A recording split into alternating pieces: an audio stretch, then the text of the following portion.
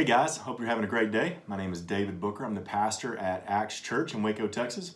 And today I want to share with you an exciting prophecy we read about in Ezekiel chapter 38. Now, first of all, just kind of getting a grid for this. Jesus, he rebuked people for not understanding the seasons or the times they were living in.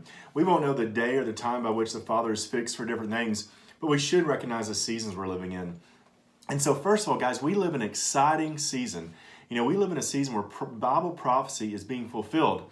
For example, we have all these prophecies about God's people, Israel, and how they were scattered among the nations. But in 1948, Israel, the Jewish people were brought back to the land of Israel, and Israel became a nation again. For the first time in 2,000 years, Israel is a nation again.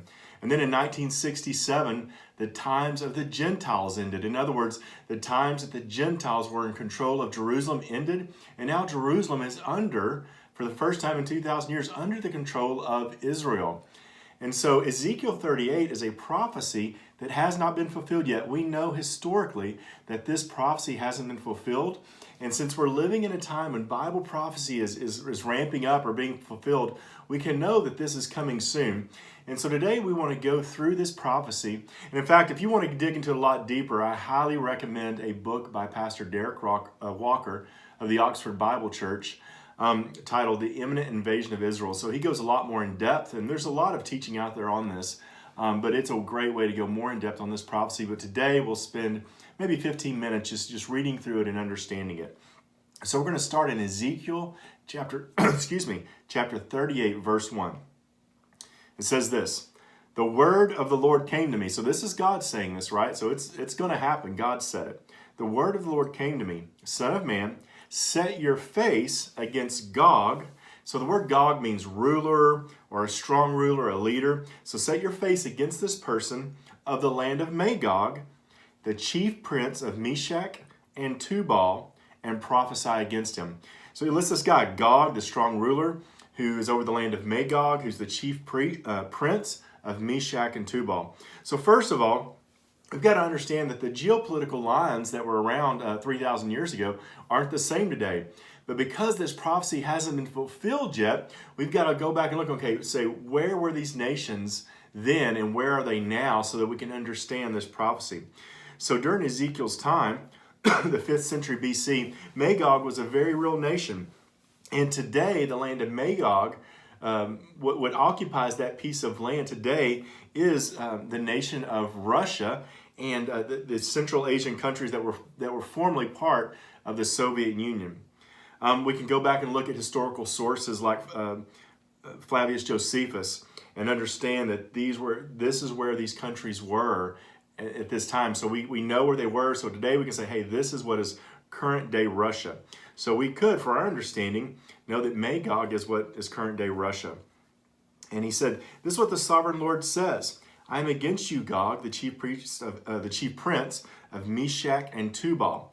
So there are a couple of theories on what are and where are Meshach and Tubal. So one of the theories is that Meshach is what is currently Moscow. This is the most likely theory that I believe is correct, and that Tubal is the current city of Tobolsk in Russia. The other theory is that these cities were part of what is current day Turkey, and really it doesn't matter to us. We know that, and especially as we look at how things are aligning politically among nations right now, that Russia is getting more influence over this area, and it's getting more influence over Turkey. What makes this prophecy interesting is that all the necessary and political ramifications and lines are lining up so that this prophecy can be fulfilled. If we looked at this prophecy 10 years ago, things weren't lined up for this to be fulfilled, but they're lining up, and that's what makes this exciting to understand. God didn't give us this unless he wanted us to understand it. So verse 4, he says, "I," meaning God, "will turn you around, and I will put hooks in your jaws, and I will bring out your whole army." So God is orchestrating some things behind the scene. "I will bring out your horses, your horsemen fully armed, and a great horde with large and small shields, all of them brandishing their swords." Excuse me. Verse 5.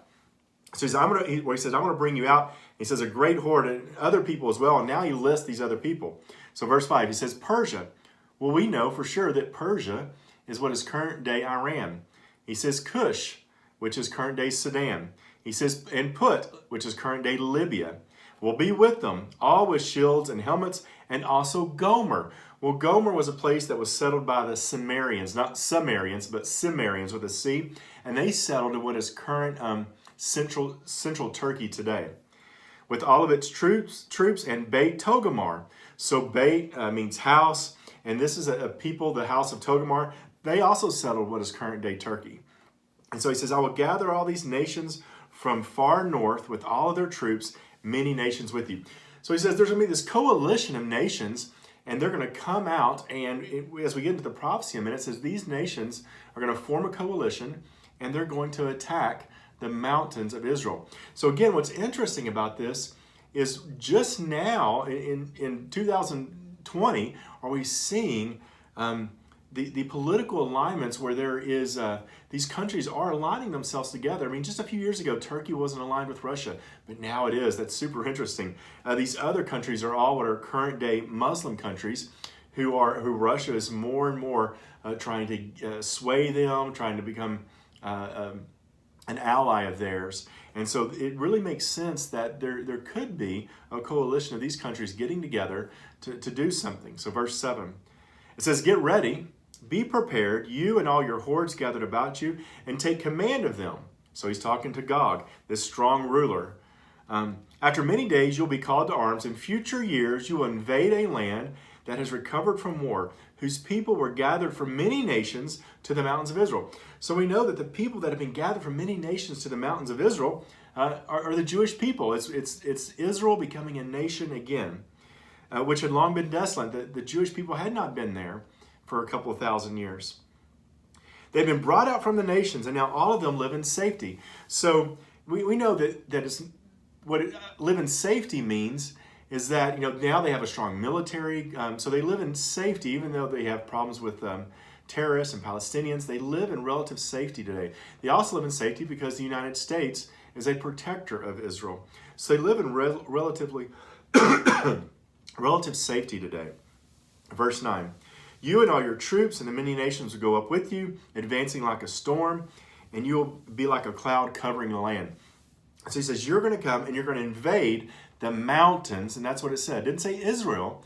It said the mountains of Israel. So this is a key part to understanding this prophecy and how it fits with the current situations that are going on in the world today. All right, so the mountains of Israel, if you looked at a map and you saw the mountains of Israel, what you would notice is that this is what we call many times the West Bank. In other words, according to the nations of the world, according to the United Nations, this is territory that doesn't belong to Israel, but Israel is occupying it. They would say that Israel is illegally occupying this land. So you probably hear in the news about the settlements and these different things that Israel's doing. And so the mountains of Israel is what is current day the West Bank, and the world would say this belongs to the Palestinians, or belongs to Jordan, or belongs to a different group of people. And it says here that what God does with these leaders is he invades the mountains of Israel. So just thinking about it, what would give him the right to invade the mountains of Israel? See, Russia would not today invade Israel, just invade it as a country. It may start a major war, plus Israel would have to defend itself, and Israel does have nuclear weapons. The U.S. would be drawn into it. But if these other countries invaded the mountains of Israel, they would actually have the legal right to do so, because a few years ago, the UN passed Resolution 2334, and this resolution said, hey, Israel is illegal occupying this land, and that resolution's out there. And so all that would have to happen would be some countries stand up and say, hey, we are going to go enforce this resolution that the UN's already voted on. And sadly enough, the U.S. could have vetoed it, but the U.S. abstained from voting. So now this resolution is out there that says Israel should not be occupying this land. So if Russia or if these countries got upset enough with Israel about something, they could say, we're not battling Israel. We're just going to go and invade the mountains of Israel, the West Bank, and we're going to take control over it, so that they would say, so that the Palestinians can have the country of their own, or they would say something like that. So again, all the things are lining up for this to be fulfilled. So let's keep reading. This is what the sovereign Lord says. This is verse 10. On that day, thoughts will come into your mind, and you will devise an evil scheme. So even though they're saying this is the reason we're going to enforce this UN resolution, there's really an evil scheme behind it. You will say, I will invade a land of unwalled villages. I will attack a peaceful and unsuspecting people. Now, this unwalled villages really helps us understand this, and it really makes sense again for what's going on today. We don't have walled cities today, but in ancient times, you would have a major city that had walls around it. Then you would have all the unwalled villages outside of it. And if there ever was an attack, the people who lived in the unwalled villages, they would run to the big city for safety and be inside of it. And so how we could compare this to today is that Israel proper, or what the UN says is Israel, when the boundary lines were drawn in 1948, the people that are now, all the Israeli people have gone out to the occupied territory, and these settlements have been built, and they built houses. When these countries come to invade, they come into the unwalled villages. In other words, those places that aren't Israel proper, that don't have the protection of Israel proper. And so all the people that live in the unwalled villages, or the West Bank, or the occupied territory, they will have to flee to go into Israel proper. All right, so we're in verse 12. I will plunder and loot and turn my hand against the resettled ruins, and the people gathered from the nations, rich in livestock and goods, living at the center of the land. So he develops this evil scheme, and so even though he says he's maybe enforcing this UN resolution, he's really there for control, for power, for wealth. And this is really interesting now, verse 13. This really fits. It's aligned perfectly for what's going on in the political realm today. Verse 13. It says, Sheba and Dedan and the merchants of Tarshish and all her villages will say to you. It also says in many versions, it says Tarshish and her young lions.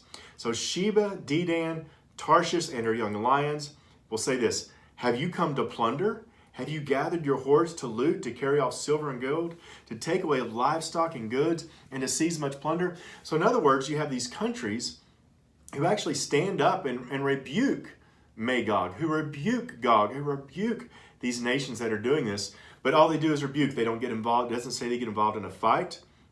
They don't get involved in a war. But obviously these are countries that are against what Magog is doing. So it says Sheba and Dedan. Well, first of all, we got to look who is Sheba and Dedan.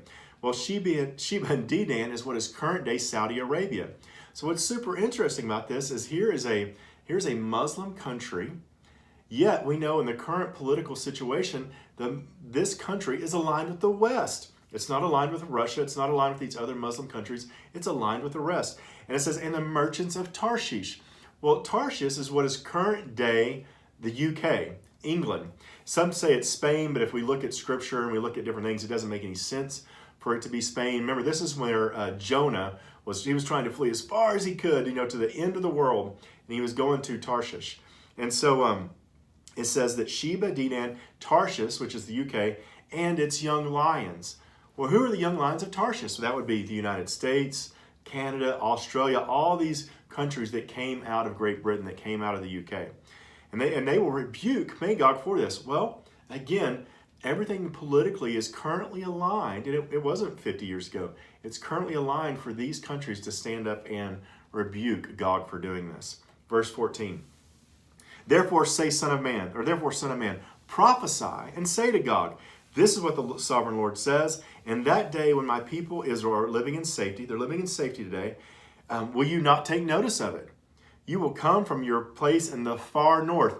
Well, what's far north of Israel? It is Russia. In fact, Moscow, if you look on a map, Moscow is far north of Jerusalem. It's right above Jerusalem.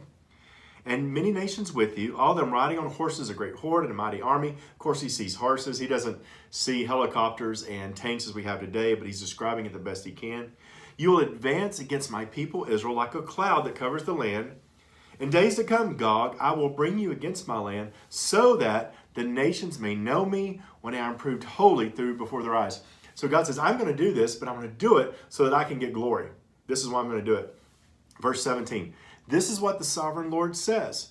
You are the one I spoke of in former days by my servants, the prophets of Israel. And at that time they prophesied for years that I would bring you against them. This is what will happen in that day. When Gog attacks, this is so huge here. When Gog attacks the land of Israel, My hot anger will be aroused, declares the sovereign Lord. And in my zeal and fiery wrath, I will declare, and at that time there shall be a great earthquake in the land of Israel, the fish in the sea, and the birds in the sky, the beasts of the field, every creature that moves along the ground, and all the people on the face of the earth will tremble at my presence. So in other words, what God is beginning to say here is, Israel's not going to run you off. Sheba and Dedan and Tarshish and its young lions aren't going to run you off. God says, I'm going to deal with you. My anger is going to be roused and I am going to show up. So think about all these stories in the Old Testament where people attacked Israel, or Israel was at war with someone, and God's anger was roused against those people, and he showed up and defeated the enemies of Israel. And so we read about those stories, like, man, that is crazy, that is amazing. Well, God is saying, this is what I'm going to do again. I am going to step in and do something. Verse 21. Or actually, the end of verse, let's read 20. The fish in the sea, the birds in the sky, the beasts of the field, every creature that moves along the ground, and all the people on the face of the earth will tremble at my presence.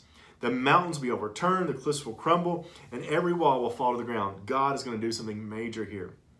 I will summon a sword against Gog on all my mountains, declares the sovereign Lord, and every man's sword will be against his brother. These enemies will be in the confusion and the destruction. They'll start fighting one another.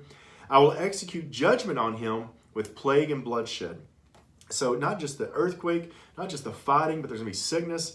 I will pour down torrents of rain. There's going to be great storms, hailstones, and burning sulfur on him and on his troops and on the many nations with him. So God says here, on these nations that do this, I am going to intervene. Verse 23, and so I will show my greatness and my holiness, and I will make myself known in the sight of many nations. Then they will know that I am the Lord. So really, in summary, what God is saying here is when these nations do this, I'm going to be mad. And when I get mad, I'm going to show up and I'm going to cause earthquakes and hailstones and plague and war. And man, in just an instant, I am going to destroy these armies. So again, I want to go back to how we started. God gave us the Bible so that we would understand, that we would see these things. And no one can say, hey, this is fixing to happen. All I'm saying today is that everything is aligned perfectly for this prophecy to be fulfilled, and it's never been aligned perfectly before.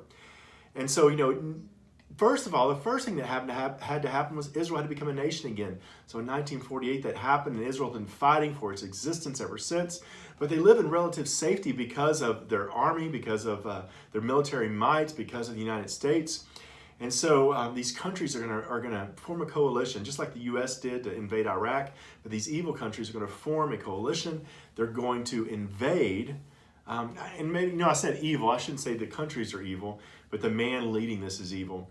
And he's going to invade the nation of Israel on the mountains of Israel. And God is going to be mad, and he's going to show up.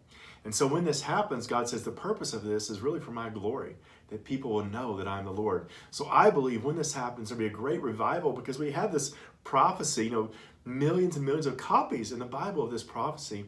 And people are going to realize, man, God is real. He's Jehovah is real. God is the real God. And I believe revival is going to break out.